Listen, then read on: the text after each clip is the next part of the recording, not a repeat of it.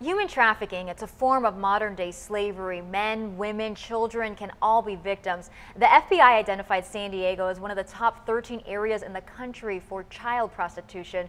Now joining us to shed light on this serious issue and efforts to combat it, Chief Deputy District Attorney Stephan. Summer, you oversee the Sex Crimes and Human Trafficking Division. You're also a key player on the San Diego Human Trafficking Task Force. Thanks so much for joining us. Thank you for having me this morning. Yeah, you know, we're talking about the issue here of human trafficking, child prostitution. Right now, it's in the national spotlight with the arrest, the guilty plea of Jared Fogle. He was a former spokesperson for Subway. You know, Fogle admitted to crossing state lines to pay for sex with minors. He's well known, he's wealthy.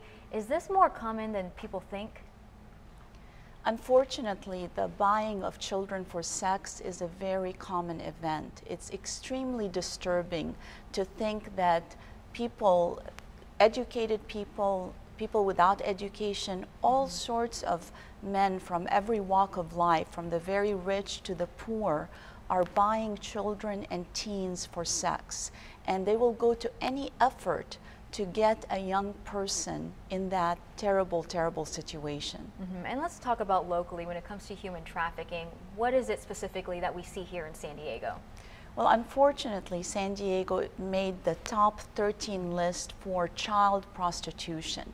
So we know that children don't prostitute themselves. That means that there is organized crime, there are traffickers and pimps that are manipulating and using these children, often runaways or from the foster care system, and manipulating them into a life that really is going to result in so much harm and really early death for them. And I know we've been focusing on children, but it's not always children, correct? That's right, because remember that the child who is trafficked grows up to be an adult and they remain a victim. So that's an excellent point, that we have to care about people of any age. So there are young women 18 and sometimes up to 50, 60 that we see that are being trafficked for sex or labor. Being here in San Diego, how does the border come into play? We see a lot of domestic victims. These are girls. There's a myth that this happens somewhere else and not here in San Diego, but these are girls from our schools. The cases that we see that come across my desk, they're just girls in our neighborhoods, in every neighborhood, that are being trapped into this horrible, horrible lifestyle. And sometimes it's through an ad saying, come and be a model. We've seen that in the news recently. Come, we're going to take pictures of you, we're going to make you famous. Come to a party. Come and be in a music video. Or, you know, I really want you to be my girlfriend. Here's the jewelry, here are the gifts.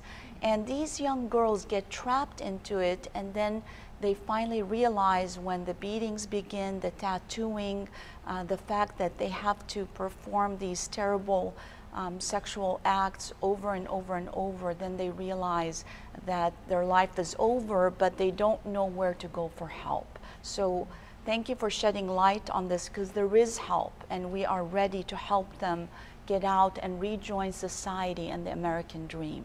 And let's talk about prosecuting these cases. I can imagine some people don't want to come forward. How difficult is it to prosecute the cases?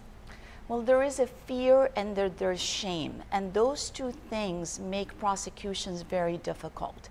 So they have the fear of getting abused by the trafficker, about getting injured, their families getting injured.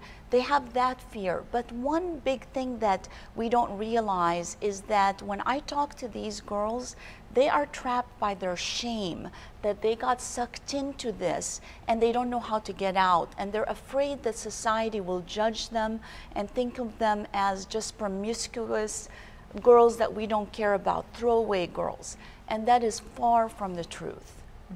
Now, there's an event coming up in early September, the first of its kind, to help fight human trafficking here in San Diego. Talk a little bit about that. What is this event about? It's so exciting. It's the Break Free Run in San Diego. It's going to be on September 12th at Mission Bay Park, 3K or 5K. You can walk or you can run. And the wonderful thing about this walk is all of the proceeds are going to stay local. They're going to go to 2 agencies that help survivors and victims get their life back, get a job, get a license, get away from that lifestyle that ended them with so much disease and death. So it's a wonderful thing. Our office, the DA's office, we've raised over $1,000. We're competing against the Human Trafficking Task Force. I'm part of both of them, so I don't know which team I'll be on. And it's going to be a wonderful event. And you know, you've been a part of the division for a while. How gratifying is it for you to see someone get out of that lifestyle? It's amazing. We had a recent young lady that just got her degree from San Diego State University. This was a girl that would have never thought that she would be speaking alongside of me. We just spoke at a women's event together. I was so proud of her, and her story is not just one. There are many young ladies like that. If given a chance, if looked at as a human being with dignity and not someone to be abused and used, they can thrive magnificently. Great. Summer, thank you so much for joining us. We'll be back here next week. I'm Melissa Masiha, 10 News.